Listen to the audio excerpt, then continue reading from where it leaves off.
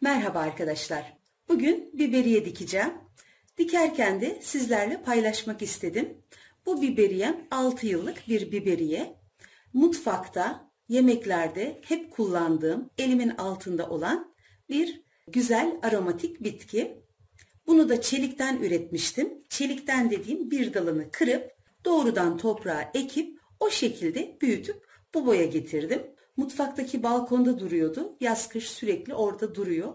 İç mekanda bekletmeye, büyütmeye hiç gerek yok. Dışarıda rahatlıkla büyüyor. Kışın yağmurdan, kardan korumak için balkonun kuytu bir köşesine alıyorum. Sadece akşam güneşi görüyordu balkonda. Arada saksısını değiştirdim. Toprağı azaldıkça üzerine toprak eklemesi yaptım. Ama bu balkonda artık çok büyük oldu. Şöyle küçük bir saksıya alıp bunu mutfak balkonunda tutup bunu da terasa kaldırmayı düşünüyorum.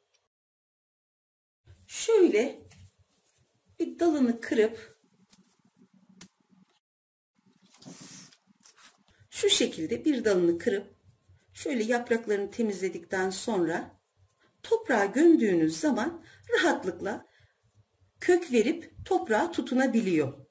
Bir dalı saksıya diktiğinizde tutup tutmayacağından endişe ederseniz birkaç tane dalı birden saksıya dikebilirsiniz. Böylece riski en aza indirmiş olursunuz. Ama diyelim dışarıdan bir dal aldınız, getirdiniz. Şu uç kısmı kuruyabileceği için bir bıçak yardımıyla şu ucunu şöyle kesip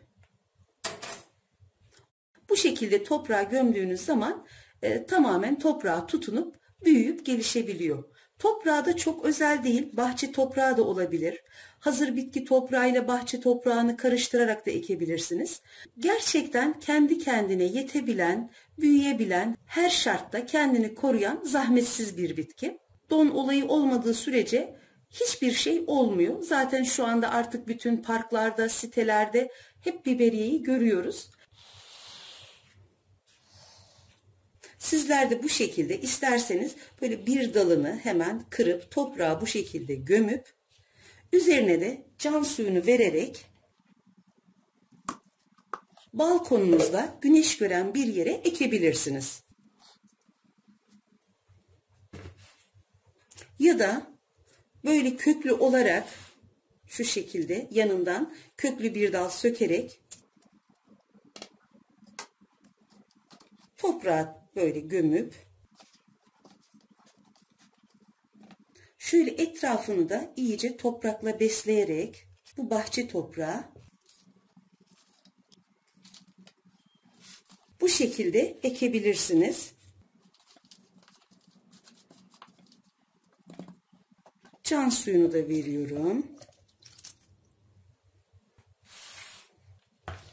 Şunun toprağa tutunması, büyümesi birazcık daha zaman alıyor. Ama bu köklü olduğu için hemen çabucak kendini tutup büyüyebiliyor. Biberiyeyi ben daha çok mutfakta, özellikle zeytinli ekmek, katıklı ekmek, hamur işlerinde çok kullanıyorum. Poğaçada, börekte, gözlemede peynir harcına katıyorum. Maydanozdan daha çok yakışıyor peynire. Yine tavuk, hindi, ördek bu tür kanatlıları haşlarken suyuna koyuyorum. Etin ağır kokusunu alıyor ve suyun aromasını daha güzel yapıyor. Kemik suyu hazırlarken, sebze suları hazırlarken yine biberiyeyi koyuyorum. Özellikle büyük balıklarda, fırına verdiğim balıklarda balığın içini temizledikten sonra her bir balığa bir dal gelecek şekilde içine koyup o şekilde fırınlıyorum. Yine aromatik turşular hazırladığım zaman özellikle kornişon turşusunda biberiye, defne, tane karabiber, kişniş bunları birbirine ekleyip güzel aromatik turşular hazırlıyorum. Bir de böyle soğuk algınlığında, baş ağrısında bir dal biberiyi sudan geçirip bardağın içine koyup üzerine de kaynar su döktüğünüz zaman çok güzel rahatlatıcı bir çay oluyor. Soğuk algınlığında, baş ağrılarında kullanılan güzel bir çay. Kanı seyrelttiği, damarlardaki basıncı azalttığı için böyle bir rahatlama hissi veriyor. Birçok alanda kullanılıyor. Sürekli elimin altında bulunan ve yemeklerde, mutfakta çok sık kullandığım güzel aromatik bir bitki. mutfağı seven, yemek yapan herkesin elinin altında bir saksı biberiye olması gerektiğini düşünüyorum. Hem şifalı, hem görüntüsü güzel, hem tadı güzel. Çok bereketli bir bitki. Herkes yapsın, herkes denesin isterim. Yapmak ve denemek isteyen herkese şimdiden kolay gelsin.